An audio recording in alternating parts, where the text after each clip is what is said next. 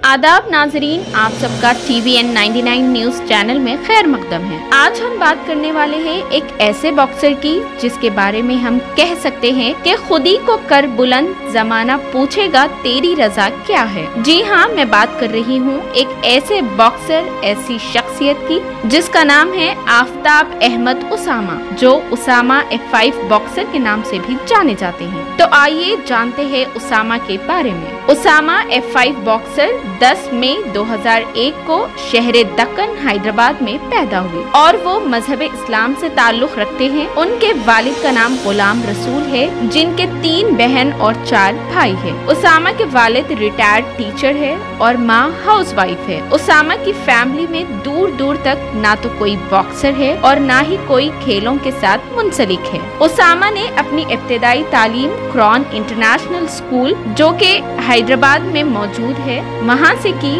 और कॉलेज की तालीम AR junior college and Anwar Uloom degree college से हासिल की। उसामा अभी अपने स्कूल में ही थे जब से उन्हें बॉक्सिंग करने का जुनून पैदा हो गया। तकरीबन 12 साल की उम्र से उन्होंने बॉक्सिंग की ट्रेनिंग लेना शुरू की, जबकि उनकी उम्र सिर्फ 14 साल की थी जब से उसामा ने बॉक्सिंग का बाकायदा आगाज कर दिया। उसामा ने अपने अब तक के कैरियर में 2017 में मैराथन 10 किलोमीटर गोल्ड मेडल हासिल किया। Chess boxing world championship silver medal 2018 में हासिल किया। उस्मानिया यूनिवर्सिटी से वाबस्ता वुशो गेम्स में गोल्ड मेडल हासिल किया, जो 2021 में मुनाकिद हुआ था, और साथ ही JB मैराथन 5 किलोमीटर में ब्रॉन्ज मेडल हासिल किया, जो 2022 में मुनाकिद किया गया था। इसी तरह उन्होंने कई तरह के मेडल्स अपने नाम किए हैं। इतने कम अरसे में इतनी कामयाबियां, जहां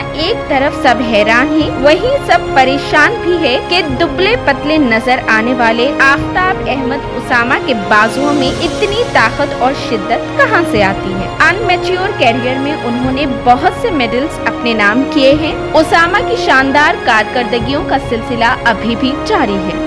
सिर्फ 21 साल की उम्र में उन्होंने सिल्वर, गोल्ड और कई तरह के ब्रॉन्ज मेडल हासिल किए हैं। नाजरीन, उसामा का प्रोफेशनल कैरियर साल 2014 में शुरू हुआ। अगर हम उसामा के प्रोफेशनल कैरियर के रिकॉर्ड्स की बात करें तो उन्होंने अब तक बहुत से मुकाबलों में शानदार तरीके से कामयाबी हासिल की। नाजरीन, उसामा की शख्सियत अभी लोगों के सामने नहीं आई है, लेकिन हम ये दावे के साथ कह सकते हैं कि आने वाले दिनों में ये हिंदुस्तान का नाम जरूर रोशन करेंगे। उसामा की शख्सियत की सबसे ज्यादा अहम बात और सबसे बड़ा रोशन पहलू उनका हिंदुस्तान से खुसूसी प्यार है। इस बात से कोई शुबा नहीं कि ये एक बेहतरीन बॉक्सर है और हिंदुस्तान की नुमाइंदगी करते हैं। ये हिंदुस्तान से उतना ही प्यार करते हैं जितना एक मुहब्बतुल वतन हिंदुस्तान करता है। उन्होंने अपने प्रोफेशनल कैरियर के साथ साथ अपनी तालीम को भी जारी रखा। उसामा का मानना है कि वो आने वाले दिनों में नेशनल नहीं बल्कि इंटरनेशनल बॉक्सर के तौर पर मुकाबला करेंगे। उसामा ने हिंदुस्तान के तमाम अवाम से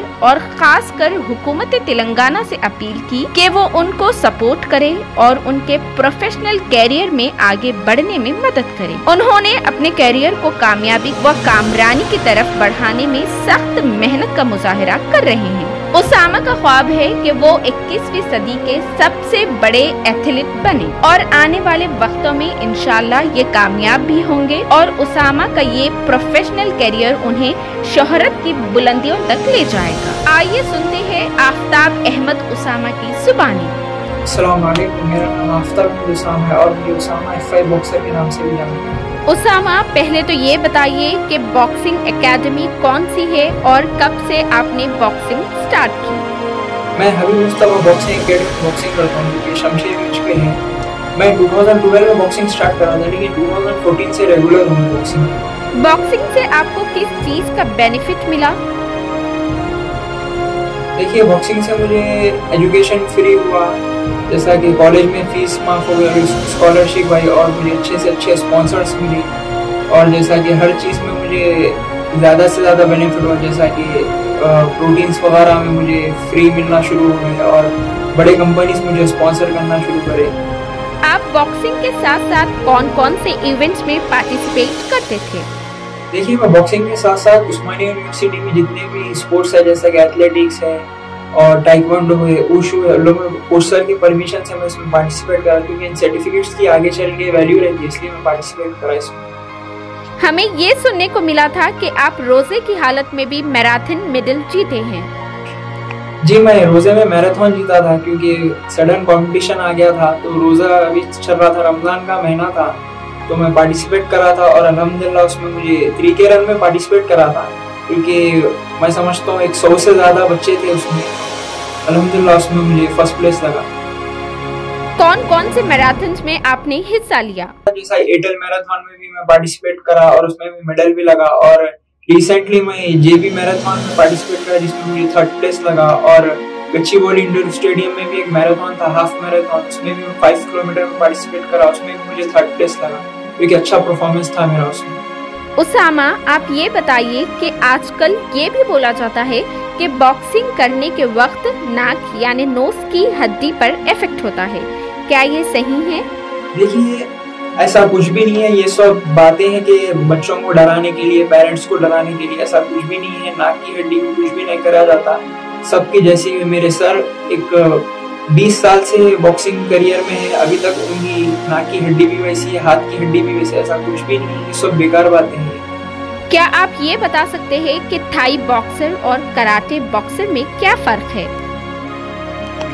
देखिए, मोथाई एक अलग इवेंट है, कराटे एक अलग इवेंट है, बॉक्सिंग इन लोग से सबसे हटके है। ये बॉक्सिंग जो है ओलंपिक्स इवेंट है, इसको इन लोग में ऐड मत करिए, क्योंकि ये जो मोथाई जो है बिल्कुल डिफरेंट इवेंट है, ये नॉन ओलंपिक्स गेम है। मोथाई क्या, कराटे क्या, ये सब नहीं है, ये लोग बॉक्सिंग का नेम ले लेते हैं, लेकिन इनसे बॉक्सिंग का कुछ लेना देना नहीं है। बॉक्सिंग एक ओलंपिक्स इवेंट है, इसकी ओलंपिक्स इवेंट को नॉन ओलंपिक्स इवेंट में ऐड मत कीजिए।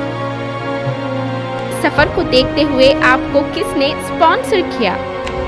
मुझे स्पॉन्सर शहबाज मुनीर नाम के मेरे जो दोस्त है 11 एक्सपोर्ट्स, उनकी शॉप है, उन्होंने स्पॉन्सर करे। फिर उसके बाद मुझे ईसा मिस्री साहब ने स्पॉन्सर किया। फिर हंजला हर्बल प्रोडक्ट्स एक कंपनी है प्राइवेट लिमिटेड, रफीक खलील नाम है उनका, उन्होंने मुझे स्पॉन्सर करे। नाजरीन, ये जानने के लिए बहुत ज्यादा बेचैन होंगे कि आप आगे क्या करना चाहते हैं, आपका क्या गोल है और आपके क्या प्लानिंग्स है। मैं हर का एक सपना रहता है कि ओलंपिक्स गेम खेलना, उसके बाद प्रोफेशनल में जाना। हर एक की तरह मेरा भी वही ड्रीम है कि मैं इंडिया के लिए ज़्यादा से ज़्यादा मेडल्स लूँ और प्रोफेशनल बॉक्सिंग में जाऊँ, अपने करियर के लिए और अपने देश के लिए, हर चीज़ के लिए आगे से आगे बढ़ूँ। Last but not the least, आप यंगर्स के लिए क्या मैसेज देना चाहते हैं? देखिए, यंगस्टर्स के लिए ये मैसेज है, स्पोर्ट्स करें तो आप फिटनेस में रहते, अगर आप फिटनेस में रहे तो क्या है, अपने आप को भी आप बचा सकते, कुछ हुआ तो आपकी फैमिली को भी बचा सकते। ये नहीं कि लड़ाई झगड़ों के लिए नहीं, बस ये सेल्फ डिफेंस के लिए भी अगर आप कर सकते तो फिटनेस के लिए, अगर आप सेल्फ डिफेंस के लिए भी करें तो ऐसा स्पोर्ट्स करिए जो कि ओलंपिक से रिलेटेड, रेसलिंग है, बॉक्सिंग है, टाइक्वांडो है, ऊशू है। और ज्यादातर यूथ, अब की यूथ ज्यादातर फोन में लगी हुई है और नाजायज शौकों में, जैसे सिगरेट पीना, हुक्का पीना और रातों में जगना करना, ये सब चीजें एक यूथ के लिए सही नहीं है। आप ज्यादा से ज्यादा स्पोर्ट्स की तरफ आइए, फिटनेस की तरफ आइए, आपके लिए भी अच्छा है, आपकी फैमिली के लिए भी अच्छा है। देखिए, इंजरीज तो हर इवेंट में, फुटबॉल खेले भी तो है, बॉक्सिंग करे भी तो है, टाइक्वांडो करे भी तो है। जैसा कि मैं उस्मानिया यूनिवर्सिटी से टाइक्वांडो करा था, मुझे ही नाक पे मार पड़ गई थी, कितना की ब्लीडिंग हुआ था। ऐसा कुछ नहीं है, इंजरीज क्या है, स्पोर्ट्स का एक हिस्सा है, आते चले जाते। लेकिन जब आपको अचीवमेंट आता आपके घर को, तो वो मंजर अलग रहता, वो देखने का मंजर रहता। अब वो क्या है, इंजरीज होते जाते, घर वालों को डराए थे, लोग डराए थे, ऐसा कुछ भी नहीं है। इंजरीज क्या है, एक नॉर्मल बात है, बाद में आपको खुद को आदत होती है, एक तरीके का मार रहता, वो आता चले आता, खत्म, ऐसा कुछ नहीं है। एक सबसे इम्पोर्टेंट मैसेज ये है कि लोग क्या है, आगे वाले को क्या है, डिस्टर्ब कर देते, अरे बॉक्सर है ना, इससे लड़ ले, बॉक्सर है ना, उसको मार सकता, लड़ाइयों में बुलाते करते। स्पोर्ट्समैन ये सब चीजों में बिल्कुल भी नहीं रहना। स्पोर्ट्समैन मतलब डिसिप्लिन, डिसिप्लिन में आ गया मतलब पेशेंस में रहना, मतलब क्या कि लड़ाई झगड़ों से महफूज रहना, किसी चीज में जाना नहीं, कुछ करना नहीं। अब लोग क्या है, 10 तरीके के 10 बातें करते। अगर आप इन सब चीजों से महफूज रहिए, हिफाजत में रहिए, आप अचीवमेंट्स भी मिलेंगे, आपको नाम भी मिलेगा, इज्जत भी मिलेगी। चाहे वो गवर्नमेंट में रहो, चाहे आपकी फैमिली में रहो, चाहे डिपार्टमेंट में रहो, आपको हर तरफ से आपको फायदा मिलेगा। TVN 99 न्यूज से चैनल के जरिए मैं मेरा मैसेज पहुंचाया, तहे दिल से इस चैनल का शुक्रिया अदा करता हूँ। इस चैनल को लाइक करिए, शेयर करिए, सब्सक्राइब करिए और कमेंट के जरिए बताइए कि मेरा मैसेज आप सबको कैसा लगा।